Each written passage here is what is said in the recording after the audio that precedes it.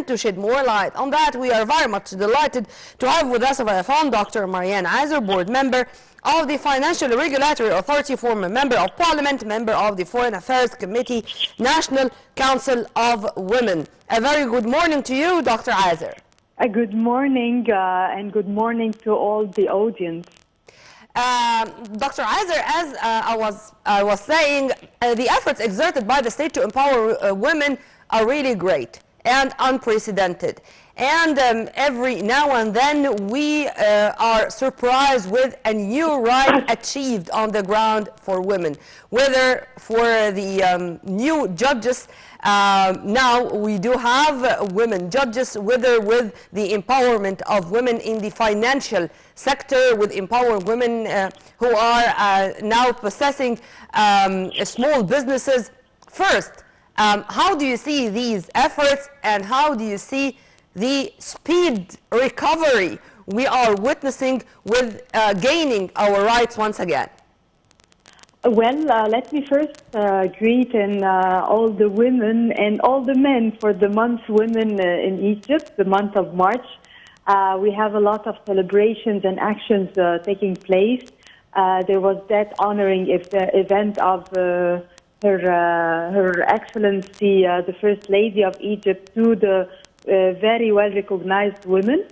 There is a lot of change that is happening, and I do believe that there is a political will that is standing very strongly for the women's rights and for gender equality, and there is a firm belief that the women's presence in the decision-making positions is very important and crucial, not only to the women themselves, but to the country and to the balance that should happen in the country. Women are there in the decision-making. We are getting back to our ancestors, the pharaohs who had queens and decision-makers. As a board member of the Financial Regulatory Authority, I should mention that the FRA, the Financial Regulatory Authority, has taken a decision for all the boards to include women at least 25% in their boards. So this is a very important decision that should be mentioned.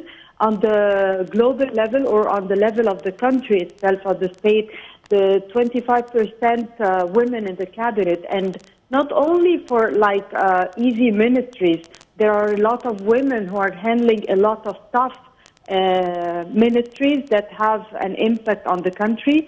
14% in the Senate and 28% in the Parliament. We are talking about a lot of numbers. I don't want to waste the time mentioning the numbers because there are a lot, but there are a lot of things that are happening for the first time, and this is important. We have Her Excellency Dr. Mushira Khattab, the former minister and the first president for the National Council of Human Rights in Egypt. We have the first consultant to His Excellency the President for the National Security. A lot of the first. The first deputy to the governor of the central bank, and as you had mentioned in the judicial track. So there is a lot. But what I care about only is not the numbers. There are a lot of numbers to mention that we are proud of. But the improvement that is happening day by day. It's not only for decision making, it's for the empowerment of women in all the governorates of Egypt through the efforts of the National Council for Women, knocking on the door, telling women about their rights, empowering them not only socially, but economically with the seed funds, with the micro projects. This is what really counts, because when we start empowering the women at all the levels, it will be an empowerment for the state. And I would like to mention a nice initiative that I have contributed on for empowerment of the girls at that early career, is that PepsiCo and Injaz joint effort campaign that we launched last Monday, and it targets 600 girls at their early career, empowering them to gain the skills required to have a very successful career.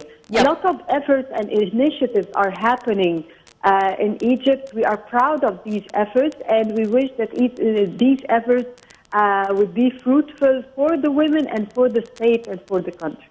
Dr. Azer, as our First Lady, Mrs. Intisar Sisi, honored the number of women on the occasion of celebrating or marking World Women's Day, there were variety. I mean, from a nurse who was really dedicated to serve the patients during the peak of COVID-19, and from the sports sector, like Hannah Gouda, for example, the 14-year-old wonderful girl who is a champion of table tennis. How do you see the variety? It's not only about the political or economic high-ranking figures, but from all over the segments of the society. How do you see this?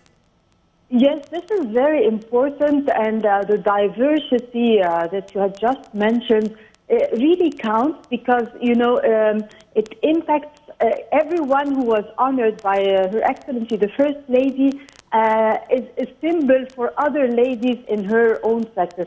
I would proudly mention that my mother, Ms. Magda Bishara, was honored last year by the First Lady, but I mean, there is inclusion for that diversity. Everyone is represented, and this is a message for all women, that you are not forgotten. Your efforts are taken into consideration. The state and the country is encouraging you to have more efforts and to succeed more. I love the diversity that happened, and I'm very optimistic of what's coming next. Inshallah. Well, we are all very optimistic about what's coming next, because it's really amazing to find that the Egyptian women in the ancient history was a queen, and she is still, or she is going to remain or to continue as a queen by all means. We were very much delighted to have with us a phone Dr. Marianne Azer, board member of the Financial Regulatory Authority, a former member of Parliament, and member of the Foreign Affairs Committee, National Council of Women. Thank you very much, ma'am, for your input, and have a very good day. Right after the short break, we are going to return back with more, so stay tuned.